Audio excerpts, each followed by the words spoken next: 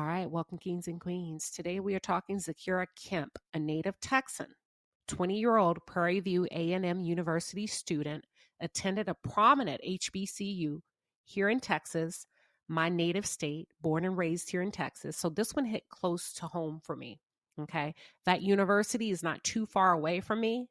So Zakira was a sophomore at Prairie View A&M University.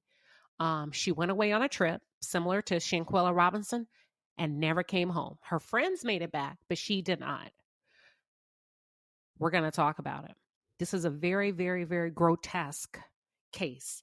If at any time you become overwhelmed, log off, decompress, take care of yourself, and then come back later.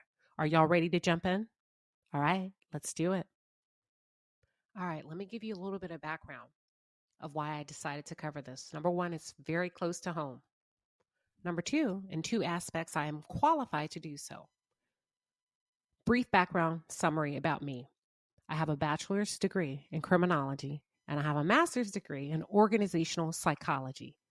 Okay, with a specific focus in behavioral modification. I study the behavioral traits of people and I get them to modify, or I help organizations to modify behavior by way of product design, product development, and health engagement strategies, you name it. For those of you who are just tuning in, or if you're new to the channel, welcome. I am Queen Sheba. I cover a variety of hot topics specific to reality television and current events. But most importantly, I hone in on the psychological and the behavioral traits of the Black experience.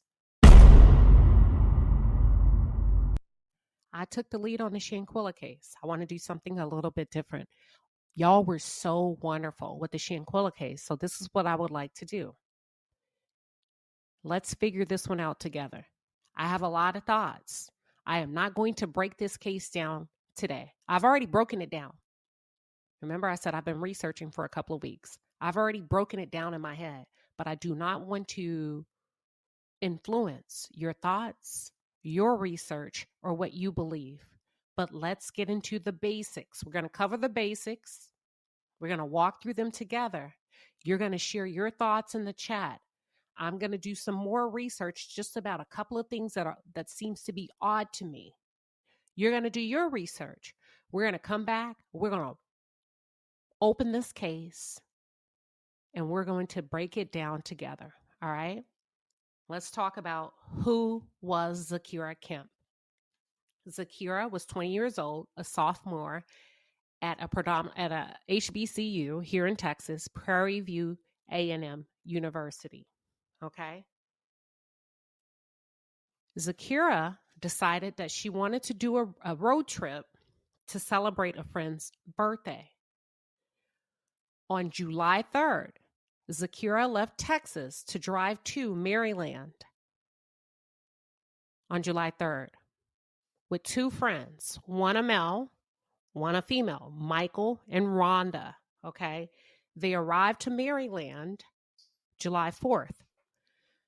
Zakira's mother told her, listen, you can go on this road trip with your friends, but I want you to have your location on the entire time. For 4 days leading up to her death, her mother was able to track her. On July 7th, prior to the midnight or early morning hours of July 8th, her mom was able to track her. The last notification or location pin was at a bowling alley. After that, about 1 a.m., the morning of July 8th, her mom, the notifications went silent. And what I mean by notifications, I mean the location notifications. So y'all bear with me. I'm going through my notes, okay? The mother was going to reach out to her daughter to say, hey, what's going on? Your notifications are off. But she decided against that. She decided, you know what? I'll get some sleep. I'll call her in the morning and I'll ask her to turn back on her notifications. So you're calling about the $9.95 a month?